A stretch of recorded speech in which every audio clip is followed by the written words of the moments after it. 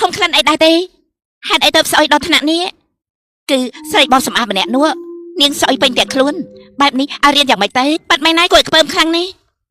សំទោផងសាច់បងពុយមនុស្សគឺមានក្លិនឆ្អេះឆ្អាបទោះជារៀងសម្អាតយ៉ាងណាក៏មិនស្អាតដែរលើក្រៅខ្ញុំព្យាយាមនៅឲ្យឆ្ងាយនិយាយគ្មានព្រោះសោះចុងក្រោយក៏គ្រាន់តែជាមនុស្សដែលគ្មានឆ្អឹងឈាននៅហ៊ានឡើងមកឋានសួគ៌និយាយជាមួយពួកយើងទៀតព្រោះតែលោកគ្រូអបិញ្ញាមានទឹកចិត្តមេត្តាដល់នាងទៅទទួលយកមនុស្សបែបនេះមកនៅទៅភ្នែកខ្ញុំមែនតែនខ្ញុំគ្រាន់តែមករៀនវិជ្ជាឈានតែប៉ុណ្ណោះកិច្ចបានក៏កិច្ចលោកគ្រូមកដល់ហើយលោកគ្រូមកហើយ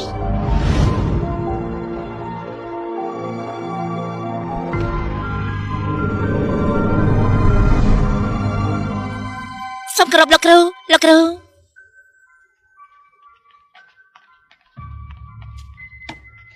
ពេលនេះទេវរាត្រីបានវាប្រហារទៅលើលោកមនុស្សទៀតហើយពួកយើងត្រូវខំប្រឹងរៀនវិជ្ជាឲ្យបានច្រើនរៀនវិជ្ជាវិរិយដល់ណាហើយខ្ញុំចង់សាកមើលលោកគ្រូ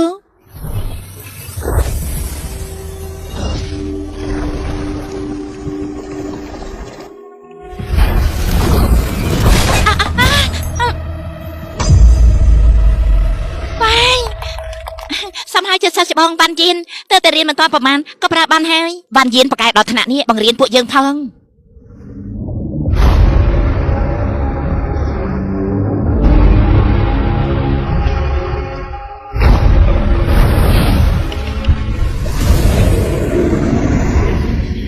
សូមគោរពប្រមុខទេវរាត្រី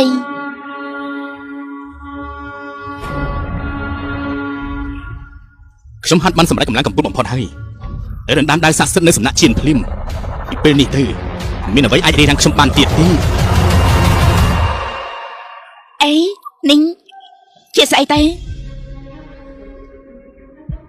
ពីបោះហើយពីជ្រុលតាំងពីពេលណាលោកគ្រូខ្ញុំរើបានរបស់ស្មោកគ្រប់នេះមើលទៅដូចជារបស់មនុស្សលោកជារបស់អ្នកណាគេបើសិនជាគ្មានអ្នកណាទទួលប្រហែលជារបស់បៃសៀងអ៊ីងដែលជាអ្នកបោះសម្អាតនៅទីនេះនាងត្រូវតែមានទោសត្រូវតែដាក់ទោសនាងពិតមែនហើយអ្នកណាប្រាឲ្យនាងបោះសម្អាតមិនស្អាតសំណាក់អវិនស៊ីលជាសំណាក់របស់លោកគ្រូរបស់អបិមង្គលបែបនេះឲ្យមកប្រឡាក់ប្រឡូសនៅទីនេះបានយ៉ាងម៉េចទៅចាប់ហើយថ្ងៃនេះជួបរឿងអាក្រក់ព្រោះរៀនសីមិនល្អចំកិច្ចក៏កិច្ចមិនផុនវាជារបស់ខ្ញុំលោកគ្រូខ្ញុំមិនដឹងរឿងទេខ្ញុំពិតជាមិនដឹងមែនមិនអីទេរបស់នេះខ្ញុំបានធ្វើពេលដែលខ្ញុំចូលទៅឋានមនុស្សលោកច្រើនឆ្នាំហើយវាប្រហែលជាជ្រុះទៅនៅទីនេះ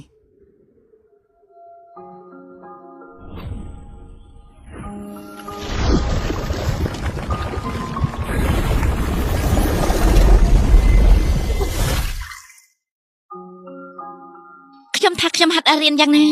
ក៏មិនអាចប្រៀបជាមួយសិស្សច្បងសូម្បីតែបន្តិចបៃសៀង